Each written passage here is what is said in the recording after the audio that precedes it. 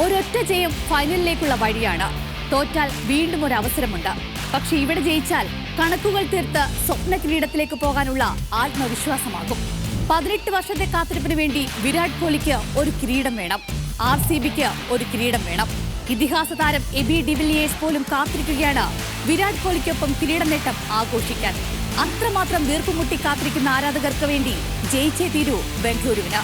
കിരീടം നൽകിയിട്ടും തന്റെ നേതൃപാടവത്തെ സംശയിച്ചവർക്ക് അവസരം നൽകാതെ പടികടത്താൻ കാത്തുനിൽക്കുന്ന വിമർശന ബുദ്ധികൾക്ക് മറുപടി നൽകാനുണ്ട് ശ്രേയസ് അയ്യർക്ക്. IPL വന്ന കാലം മുതൽ ആരാധകർക്കൊപ്പം ആവേശത്തോടെ മൈതാനത്ത് സുന്ദര കാഴ്ചകൾ നിന്ന് പ്രീതി സിൻഡ എന്ന പഞ്ചാബ് ഉടമ. നിരാശകൾക്കൊടുവിൽ പ്രതീക്ഷ ജയിക്കുമെങ്കിൽ പ്രീതിക്കും വേണം ഒരു കിരീടം. സീസണിലെ തുല്യശക്തികൾ ആരാകും ആദ്യ ഫൈനലിസ്റ്റ്? ചണ്ഡീഗഡിൽ കാണാം സൂപ്പർ പോരാട്ടം.